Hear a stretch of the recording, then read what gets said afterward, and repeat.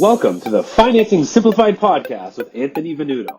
If you're looking for answers to your financial questions, let Anthony and his network of friends and associates answer regular questions that regular people have about their money.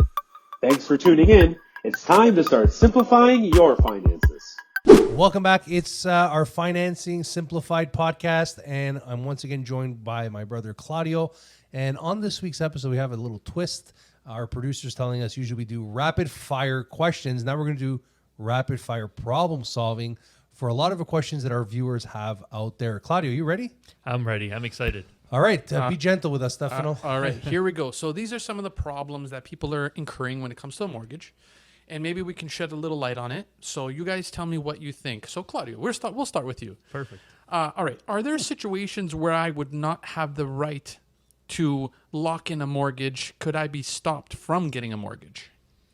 Okay, so could you be stopped from locking into a mortgage? So yes, I would say if you are currently already on a fixed rate mortgage, then you were there for the term. And if you were to break that mortgage, then you would definitely be subject to a prepayment or a penalty.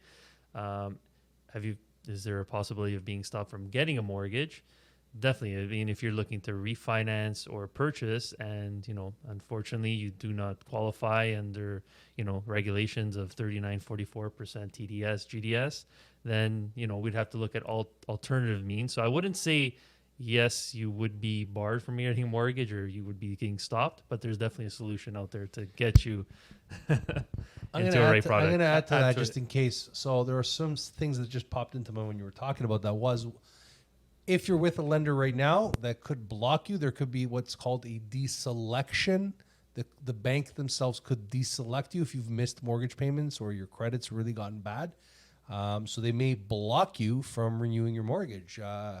There's other situations too where you might want to refinance, like you said, but depending on the lender that you're with, they may not allow you to refinance. They may not allow you to port that mortgage over. There might be some stipulations. So you should always make sure you thoroughly read your agreement before you sign your mortgage documents and understand your ins and your outs, because it's not about getting in. It's about potentially if something happens and you have to get out. So, yeah, because sorry to interrupt there are lenders out there that have a bona fide sale clause. Like you're only allowed to get out of your mortgage if you sell your property. Yeah, you cannot break, refinance, or some banks or some lenders do offer a blend and extend. But like I said, you make sure you pay attention to the contract.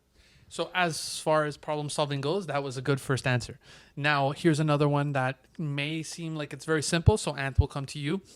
Can I be charged a penalty for paying off my mortgage early? I've made a pretty good sum of money and I want to pay it off. Do I get charged a penalty for this? Absolutely. If you pay over the amount of prepayment privilege that you have on your mortgage, the lender will charge you a prepayment penalty for that. So I'll take it one step further. You know that you're going to get charged a prepayment penalty. Your lender may offer you the option to do one of two things or both of these things. You can either increase your payments so that you can take some of that extra money that you were going to prepay your mortgage with and increase your payments, and also take advantage of your lump sum or annual anniversary payment. So don't get stuck in that position if you are looking to pay down your mortgage. And I'm going to take it even one step further. In this particular market right now, if you have extra money that you want to prepay your mortgage down, refer to question number one. Because if you want to prepay your mortgage down, let's say you have all this extra money, but then you want to go and refinance your mortgage because you've put all your eggs into that mortgage, you have to knock on the bank's door to ask permission to get access to that money or to refinance it unless you have a line of credit. At which point now you've paid down that money, but now you're going to borrow it at an interest rate. So be cautious on that. Okay, so then throwing forgiveness, I'm going to forgive Claudio for missing that question. So I will ask you this one, Claudio. At the mortgage loan closing, do I have to sign if I don't like the terms? No, if you don't like the terms, is there a penalty? No, so pretty much okay. Well, That's I a don't. it's a loaded question because I don't like to say this, but a commitment is. So say you're getting a commitment, you have your year, your term, your rate, it shows your mortgage payment. And let's, for example, say the mortgage is going to be closing on December 1st. November 30th comes to sign and say, I don't want this mortgage. You as the client have every right. Hopefully you have other options already lined up, because then you're in kind of a whirlwind. But that commitment is, like I said, it's a piece of paper, and you're not really on the hook to sign if you don't like the terms. As long as you have another backup, right? Because if you're saying on the couple, like the 11th hour, you don't want the mortgage, Like, you're in you could potentially put yourself in a position where you're in breach of contract for not closing, right? So, Okay. I've had this situation where it just, it comes to the 12th hour, and, unfortunately we're in the industry and clients shop us and they got a deal elsewhere, and we didn't even get the chance to kind of come back to the table because it was down to the 12th hour, and we canceled the deal the day before closing. So it does happen, and it can happen. Okay. So, Ant, how do I dispute an error or request information about my mortgage? how do you get information about your mortgage? How do I dispute an error or request information about my mortgage? Well, if you're with a lender, once the mortgage transaction is officiated, your mortgage broker, it should always be your first point of contact, so you can reach out to them, and they will give you better guidance depending on your lender how to go about it. But if you're trying to dispute something generally or get information directly about your mortgage, some lenders will have a disclosure document that allows the mortgage professional to act on your behalf. So like a consent form, so that we can request that information. Some banks do not. So you'd have to reach out directly to them. But generally, if you're looking for an information statement, most banks, pretty much all the banks, at least I know of right now, except for some privates, they have online portals. So as long as you've registered your mortgage online, you're able to access information and, dispute potentially anything through the chat that they have on their online portals. Yeah. Good. Direct line. So Ant, do you think I should give Claudio another hard one? Sure. Okay, Claudio, here we go. I am at least 2 payments behind on my mortgage payments. I tried to pay 1 month's worth of what I owe, but my servicer said I have to pay the whole amount. Can the servicer do this?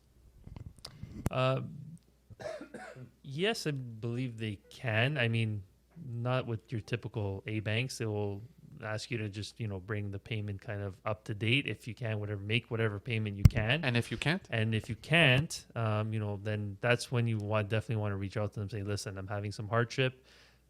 The banks will work. They usually will work with you. And if you're saying I'm going through some hardship, I'm having difficulty this month, they'll work with you, but you have to get ahead of it. Like, you can't just, not pay. And if they don't allow you to do it, then you ask a friend, ask a family member, because like we just spoke about before, the last thing you want to do is miss a mortgage payment. So you definitely want to get your ducks in a row. I feel sorry for someone who's in this situation. Definitely, it's tough out there, especially with everything that's happening. But yeah, like beg, borrow, steal if you can to try to make that. Maybe not steal. Maybe not steal. Well, you know what I mean. I'm not telling you to go out there and steal. I'm just saying, like the saying goes, the adage, go out there, talk to someone to see if you can get some money put aside to help you. If like you have an unsecured line of credit that has some room about, draw some money out of the unsecured, pay your mortgage. Right. So Ant, here goes another one. It might be easy, it might be difficult. Let's say a guy, let's call him Claudio, comes up to In Touch Mortgage Solutions and says, I need help to get a mortgage. It all goes fine. Everything is good. Their T4s are in line. Everything is perfect. A week after everything is finalized, Claudio loses his job. He's filing for divorce. Basically, everything is crashing around him. Is he absolutely, without a doubt, in trouble? Yes. Yes, he is. Yeah. It's a very sad situation. It's a very delicate situation. Is As there mortgage though? brokers, mortgage officiators, if you're in this situation, reach out to your mortgage professional directly. Have a conversation about your specific case. But generally, what happens is, like anything, the mortgage professional has the duty of care to report to the lender that there's a change in the mortgage documentation. The origination. The origination has changed. You may not be up Schitt's Creek without a paddle. There might be alternative lenders and other options that will help you to get yourself through to closing, especially now I'm assuming this is on a purchase for Claudio, right? So they're purchasing, they have to look at other options potentially, but there are options. But with that particular institution, if it's an A bank and they don't qualify, you're definitely in trouble. Claudio, want to add anything? Yeah, no, it's a It's terrible not good. situation to be It's in. It's bad definitely not situation. good, but we have the tools on our belt to help facilitate a situation like that. Okay, so I have another problem, and this is kind of coinciding with this. So unfortunately, we're in a world right now where there's a lot of separation, divorce, co-partnerships is a big problem. The divorce is up like 3,000%. So now there's something happening here. Tell me if you can figure out a solution for this. I am married or was previously married, and I am applying for a mortgage loan or a home equity line of credit in my own name. Can a lender or broker ask me about my spouse or former spouse? If your partner spouse is on title of the property you're looking to get a mortgage on or get a home equity line of credit, absolutely. Because if they are not, there's different situations where divorcee, they help each other. They'll either just not be on the deal, that's going to stay on title, just to make things easier. We've had these situations arise before. They'll definitely ask for independent legal advice if the other partner is going to remain on title of the property, even though they are separated or going through separation. There's definitely an answer. We can definitely help them. Good. And I got the very last question is for you, and let's see how we can help this person. I applied for a mortgage loan and my lender denied my application. What can I do now? Reach out to a mortgage professional, mortgage broker. If your lender is declining, you walked into your bank and they said no, well, obviously there's something there. Let's be honest. Like if your bank is saying no, you can definitely look at other options. That's the beauty about working with mortgage professionals and mortgage brokers in general, because they have access to multiple lenders, different products, different services that can help you get approved. But what would be your go-to response if I came through the door and I said exactly that to you? How could you put my mind at ease and say, all right, how can InTouch help me? Okay, so sometimes the lender is going to give you let's say the client walks in. It happens all the time. Like we get clients that call us, and my lender said no. And the first question is, what did they tell you anything? Did they say why they're declining the deal? What was the reason behind it? What's the rationale? Because a few things are, if they're not telling you the situation, is there, something that we should be more concerned with? Like, is there a fraud? Is there, have you falsified documentation? Because in that case, don't bother calling us, right? Like, we don't want anything to do with that, because the world is a small place, especially with a lot of these lenders. But if it's like for some reason like servicing ratios or credit or something along those lines, then there's really options for you to look at different alternative paths. Maybe, and we've seen this happen a lot, where it's literally the expertise of the person at the bank, right? Mm-hmm. Like they've input the application wrong. They haven't looked at all the details, right? They missed certain components. They might have been able to use more income than previously thought. Like there's so many different scenarios on why there could be a decline, but I think you have to look at it and say, if the lender's declining you, there's a reason. What's the reason?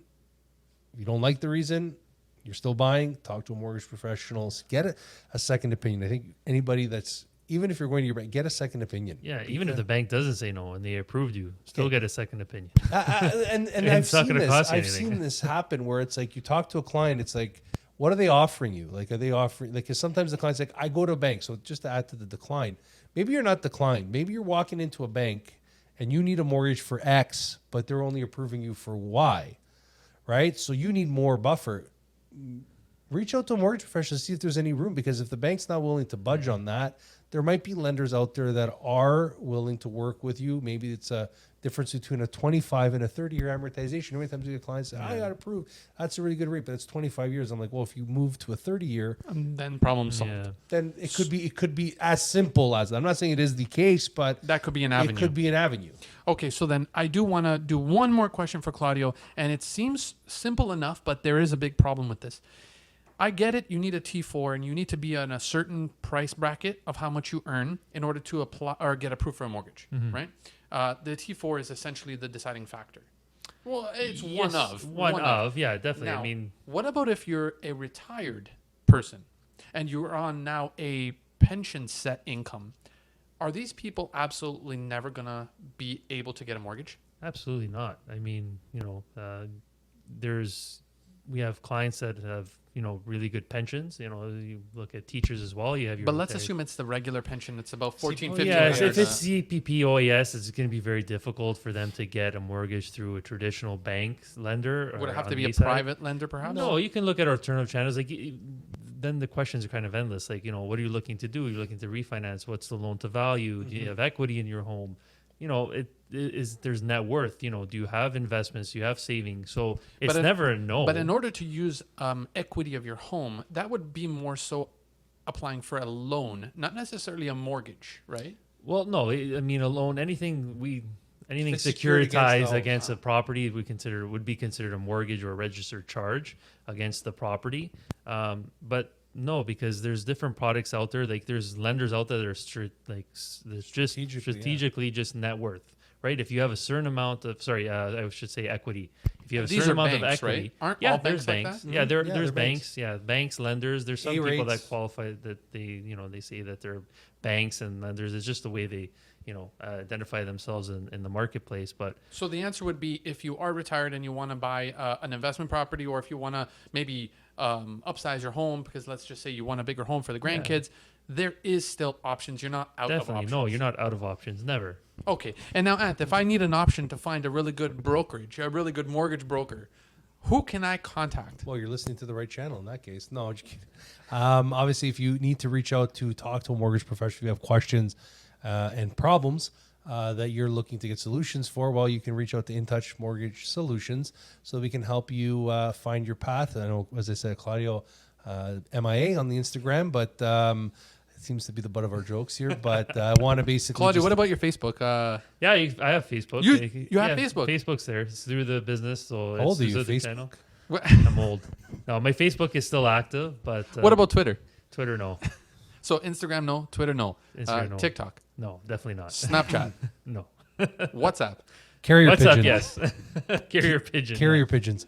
But yeah, you can find us on our social media. You can obviously email. Claudio has email. Yeah. You can email him. Email, and- text. Yeah, yeah. definitely.